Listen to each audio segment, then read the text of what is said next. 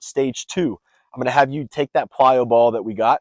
Okay, it's that sand fill ball. I'm going to have you place that about 2/3 of the way up your thigh or 1/3 of the way down. Okay, so right here is where my shorts are. I'm going to place that plyo ball right at the break of my shorts. I still have my belt on. I'm going to go back to my breathing down towards the belt. Okay, so that's still exactly the principle that I'm working on here.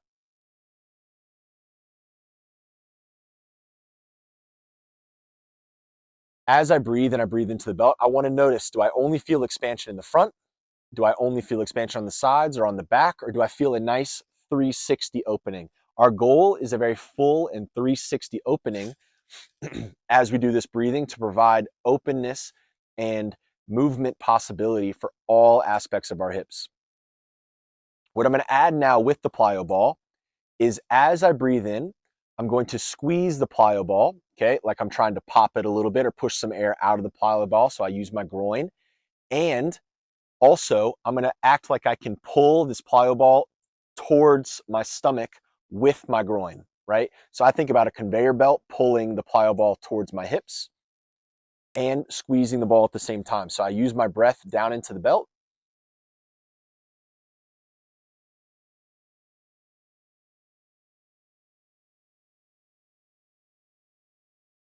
And I maintain that pull and squeeze the plyo ball as I exhale. I breathe into the belt. I get big into the belt.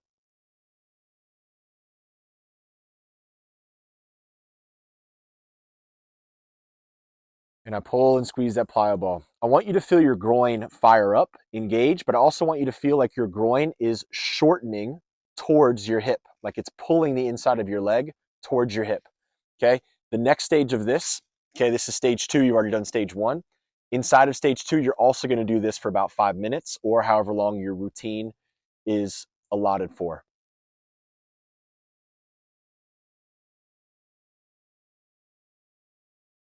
My breath is trying to expand outward into the belt. And at the same time that I do that, I'm coordinating the pull and squeeze of the plyo ball towards my groin.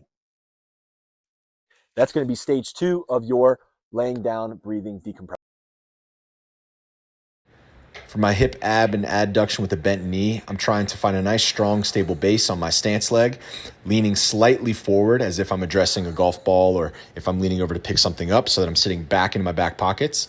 I'm going to keep my knees in the same line, but I'm going to now open up my free leg as high as I possibly can without falling over and without losing my balance on my stance leg. Really try to get that hip open and really work to get as much height as you can while maintaining your knee bent.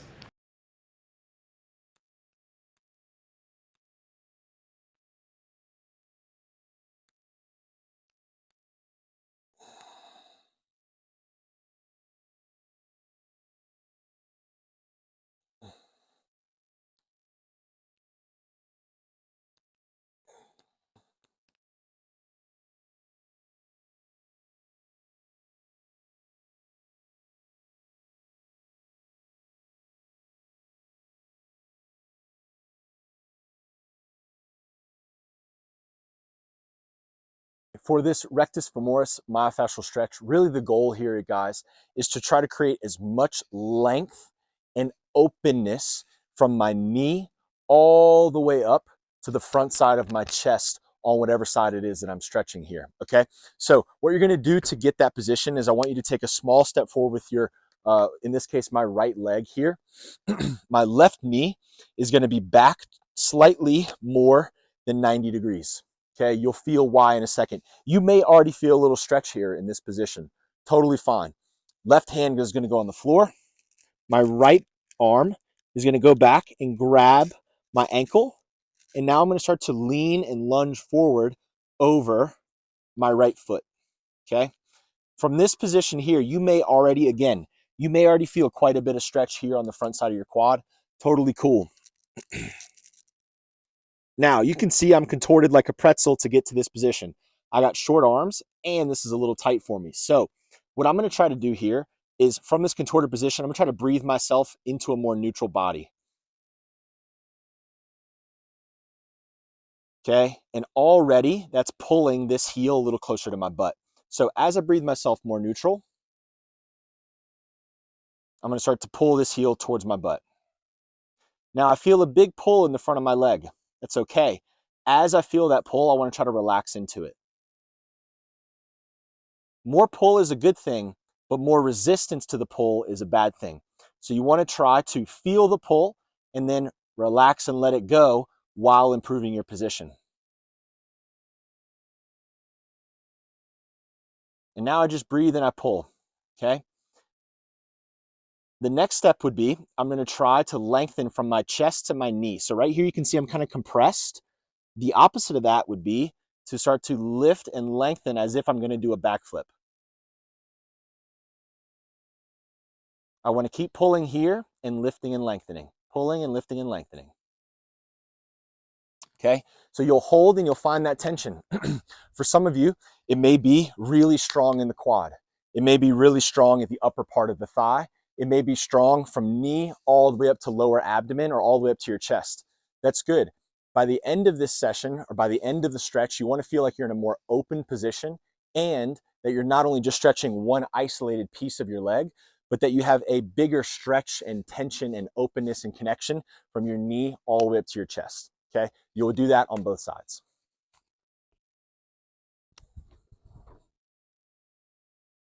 Okay, for our glute max deep myofascial stretch, what we're really gonna be trying to do is let go of the tension on the outside of our hip with directed cueing and lengthening activities. So what I'm gonna start off with is I'm gonna cross my right leg over my left so that my ankle is just on the other side of my knee. So this would be not crossed enough. I wanna cross over so that my ankle is on the other side of my thigh. I'm gonna bring my left leg up. I'm gonna do whatever I need to do to be able to grab onto the back of it. So you can see my head's off the ground and my tailbone is off the ground. Once I have my grip, then I will get myself settled into this position. So what I'm gonna have you do first is flex your toes gently and just become aware of the tension that you have, in this case, in my right hip. Now, the breathing that we've worked on, I'm gonna try to have you breathe down into where the belt was. And as you do, that area, you're gonna feel more stretch. And as you feel more stretch, you're gonna ask it to relax a little more. So even though you feel more stretch, your goal is not to push deeper into that stretch. Your goal is to be in the right position and let go of the stretching feeling. Okay, that means your body is relaxing into length as opposed to resisting that length.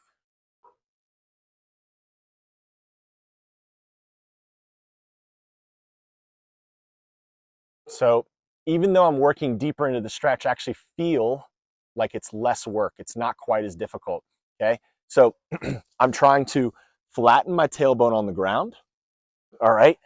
I'm trying to pull my left leg a little closer to my chest, and I'm trying to move my heart and the back of my head towards the ground. So my tailbone, my heart, and the back of my head are all going heavy into the ground as I pull on my left leg, as I flatten my tailbone, and as I breathe down into my back pockets.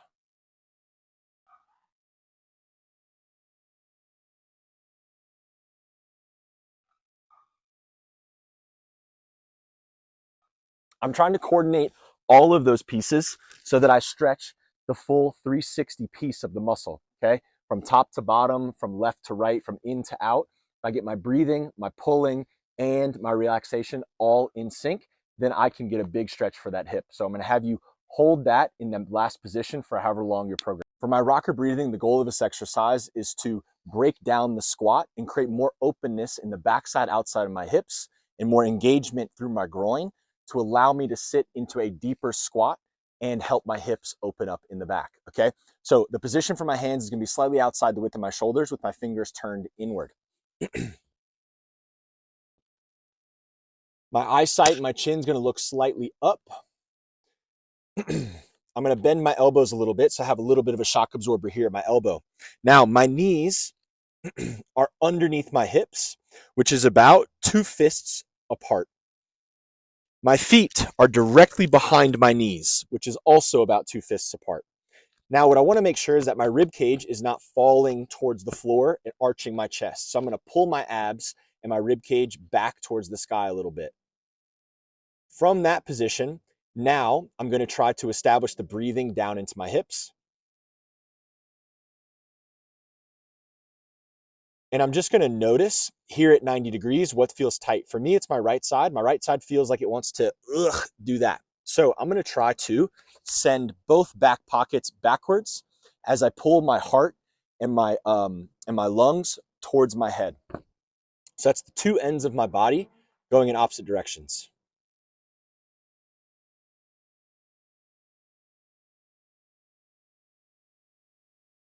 This is why it's so important to practice and master that breathing, because without that, you don't create any of this awareness. You don't really create any of the lasting stretching or openness that you're looking for. Heart and lungs going this way, breath pushing the hips back that way. Now, what I'm going to do is as I breathe in, I'm going to start to pull my knees together and towards my hands. So my knees are coming up and in like that. And I'm just going to sit back a millimeter.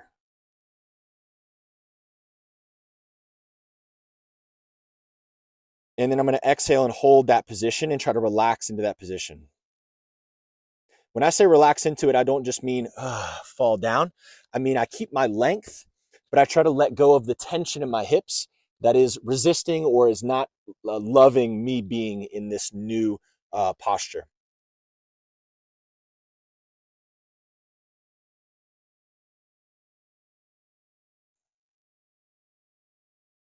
And now I play the tug of war game, which is as I breathe in, my butt goes back, but my heart and lungs go forward.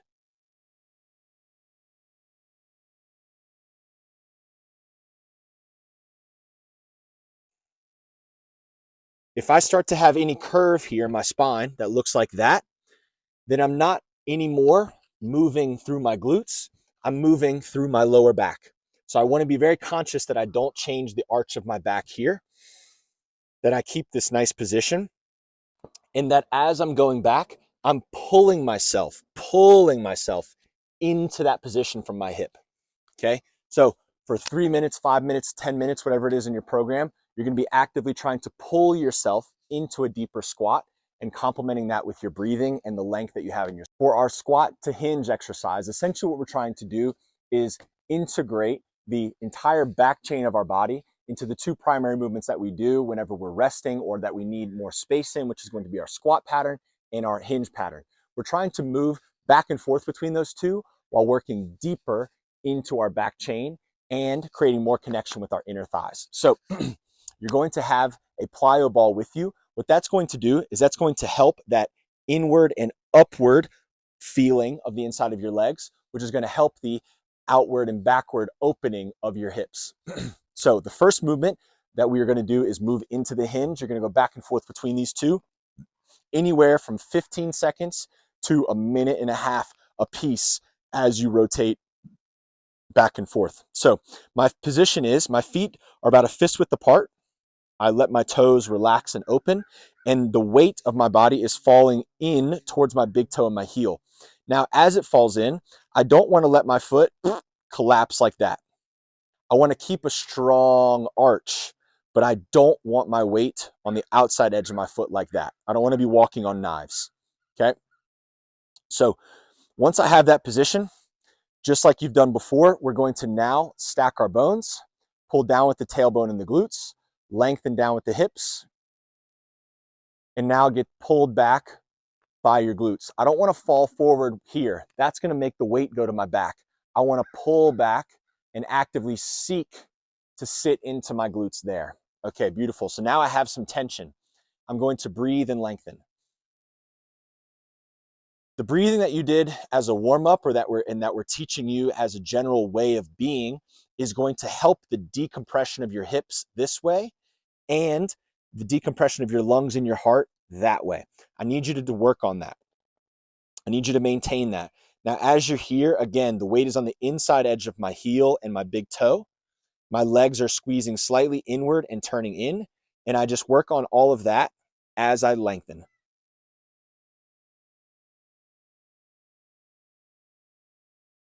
Okay, now after 15, 30 seconds, a minute and a half, what I'm gonna do is I'm gonna keep that pressure on the plyo ball, squeezing inward and turning upward and inward with my legs. And I'm gonna start to drop my butt as I lengthen my body. And now I can feel myself sitting in my haunches. And with that sit, I'm going to try to pull myself up and breathe down.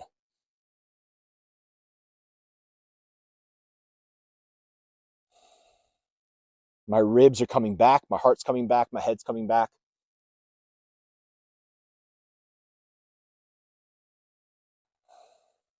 And now after 30 seconds here, I don't let myself just stand up. I try to push my butt back, and then I lengthen my glutes up to the sky